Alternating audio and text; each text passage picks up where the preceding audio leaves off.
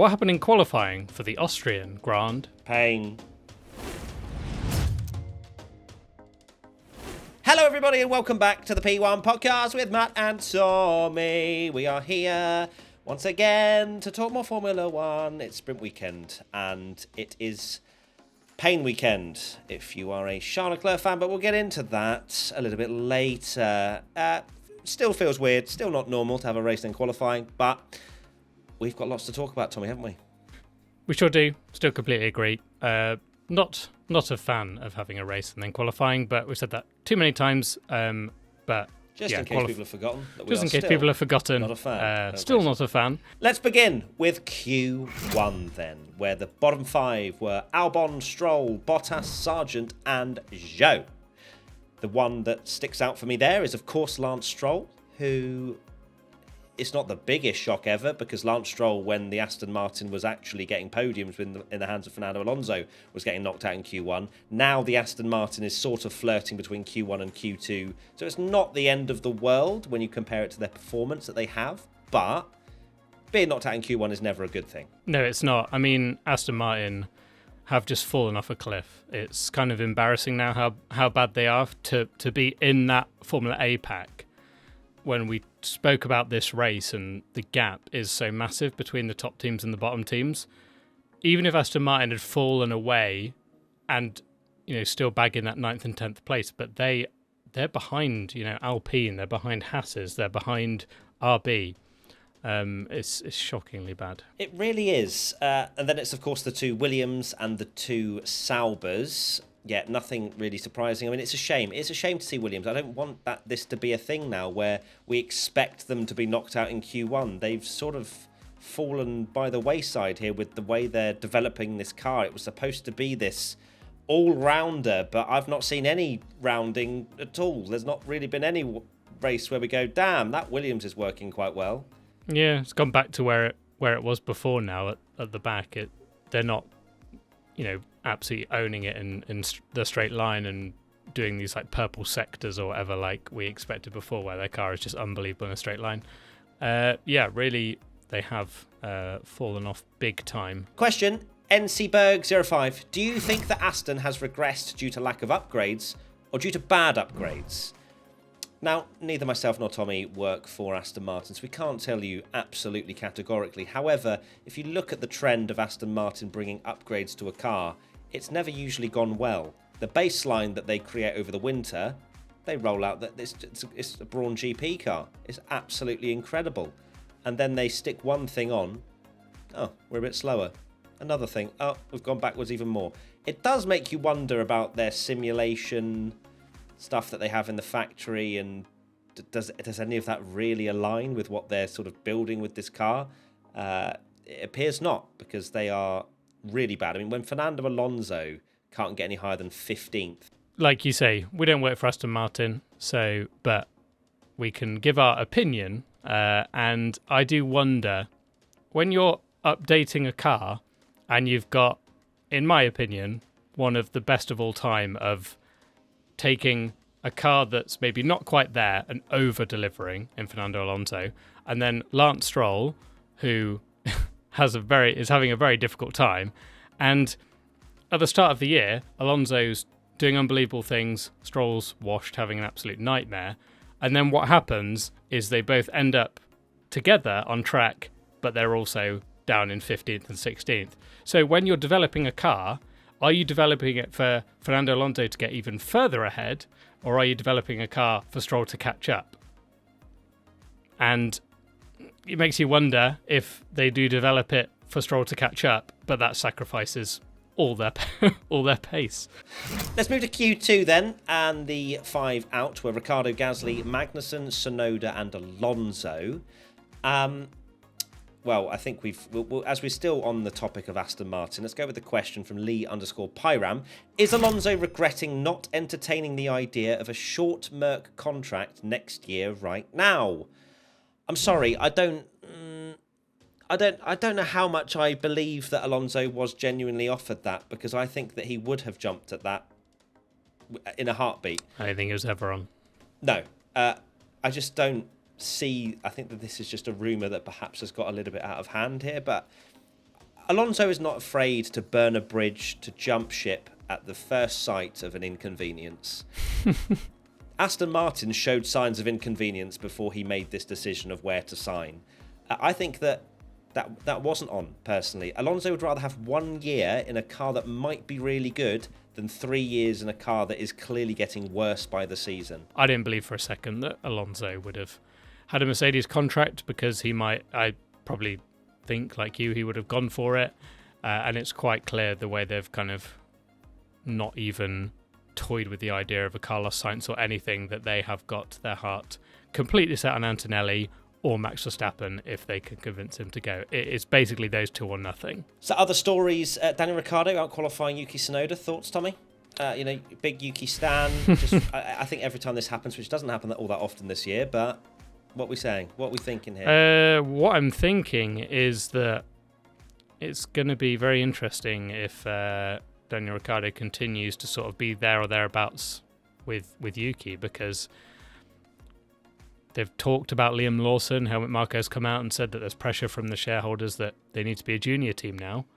But if Daniel matches Tsunoda, some people will say that he's had his chance, it is time to go. But it would certainly be a lot more difficult to get rid of him if he continues matching or even beating Tsunoda. One thing that was really shocking in Q2 was that Kevin Magnussen somehow got out-qualified by his teammate after looking unbelievable in Q1 and the start of Q2 as well. He was right mixing it there, and then his final qualifying lap, because of course it wasn't as simple as just going out there and setting a lap and then you might be well good enough. It was constantly changing. You had drivers on older tyres, then going on to new at the end, and Magnussen just didn't deliver on his final qualifying lap. He was on for a fantastic result, and you got to think, how gutting it is that he's managed to do that sprint where you don't get any points on the table, and we've gone, well, if you can qualify there again, something might be on here for them, but alas not, because it's not good for K-Mag at all to be down there, and Hulkenberg's out-qualified him, which we didn't see coming, because Magnussen was having an unbelievable weekend so far. Q3 then, and the running order was Verstappen, Norris, Russell, Sainz, Hamilton, Leclerc, Piastri, Perez, Hulkenberg, Ocon. First question, P1 Patreon member Dennis. Championship back off? That was such a devastating performance from Max Verstappen. None of us saw that coming. Sprint qualifying was close. We thought McLaren are right in there. We're all talking about McLaren being the fastest car, and they've bottled it in the sprint. Red Bull have been able to look at that data in the sprint and gone, all right, let's just do that. And we're 4 tenths clear. Or Max found something on the track. Whatever it might be, they can't make many changes to the car because they're in parc fermé conditions. So it's not like they've gone and completely reset everything. Yeah, for Max, that's the thing. It's crazy that they can find even more. Max's lap was unbelievable. He's put over 8 tenths clear on his teammate. But it's a surprise when we had that sprint, like you say. It really felt like McLaren bottled it. They had a great chance to win. Like, they had the fastest car. And then Max just looks maybe even as dominant as he's been all year. Next question, P1 Patreon member Charlotte Rose. Do you think that McLaren have changed their setup to be more suited to the race, considering the increased gap in today's qualifying to Max compared to yesterday? That's a very interesting point, Charlotte, that you make there. They were lacking a little bit towards the end in the sprint anyway. Perhaps they are trying to salvage something and thought that maybe they could still get on the front row of the grid. But I would more lean towards the fact that Red Bull have unlocked something more with Max, because that gap is astronomical around here. Interestingly, could be a very similar setup to Spain in the fact that Lando's going to go for Max, George Russell waiting there in P3. We'll see what happens there. But McLaren, it's very difficult to say. We've seen a trend maybe in these new cars, in inverted commas, but since 2022, Max was actually the one that did this a lot more, where he kind of sacrificed it in qualifying, where it looked incredibly close, and then in the race he was just like, okay, see you later. So whether McLaren sacrificing a bit of their speed in qualifying, I don't know, but I don't think so. It's a devastating gap. It really is. Next question, Balent Kremir.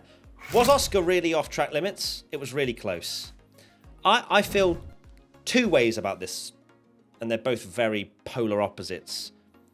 On one side, we didn't really have any mention of track limits, which I found very refreshing because F1 have done a very good job with the gravel that they've implemented, and we're probably going to talk about something on P1 Extra to really dive into how we think, or what a success or not that it's been over the course of this weekend, and perhaps how they can implement it into future tracks.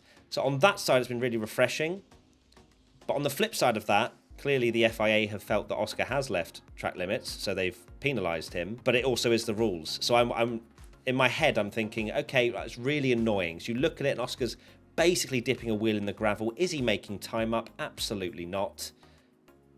But it is the rules that you're not allowed to have all four wheels outside of the white lines. So unless we're then going to go to tracks and be like, well, this time it is and this time it isn't because we fixed track limits, I don't know. So I can see from both sides why this has happened and maybe frustrated a few fans. In my opinion, I know it is about staying on track, but I find the track limits thing so farcical, and you're having these replays where you're watching and you're trying to judge if someone's a millimeter out. It's almost like like VAR in football, where you like even if you have technology and you can look at it, sometimes it can still be subjective, where you're kind of like, oh well, it looks like that bit of the wheel's on.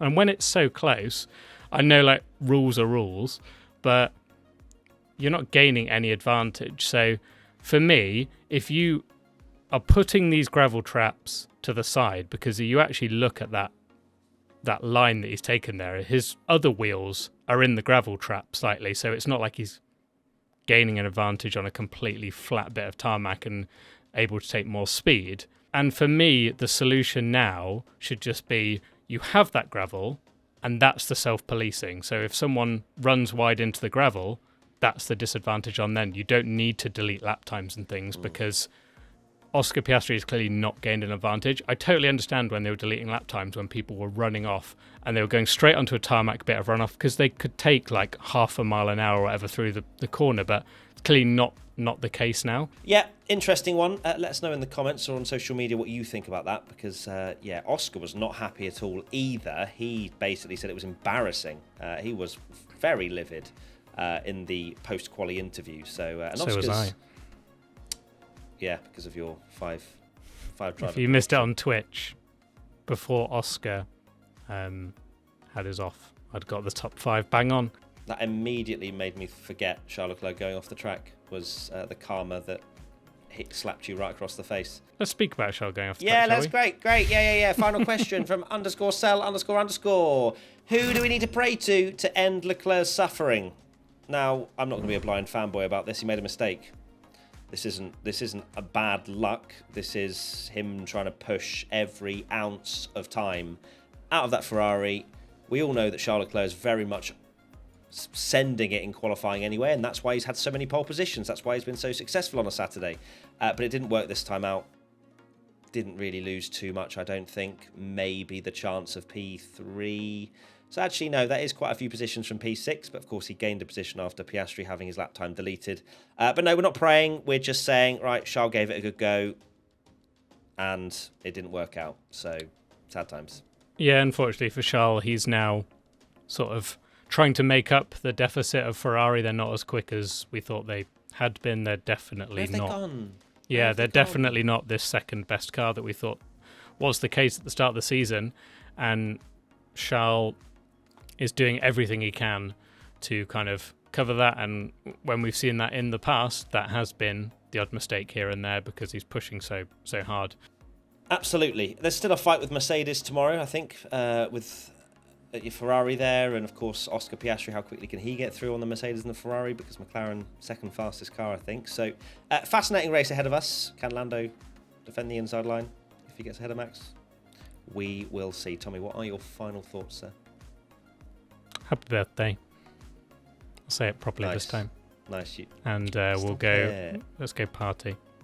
Oh, we're partying. Hell yeah. We're going out in London tonight, so that'll be good fun. And if I have a very croaky voice on the podcast tomorrow, you know that I'm probably having an out-of-body experience. And because those kind of hangovers are something else. But that is it. Thank you, everybody, for all the lovely messages that you've sent me, whether it's on Twitch, on Instagram, or wherever it was. I have felt the love today, so I really appreciate that. And Tommy is going to be feeling the love with me a little bit later on. So I'll see you very soon. Adios. Race day tomorrow. Bye. Bye.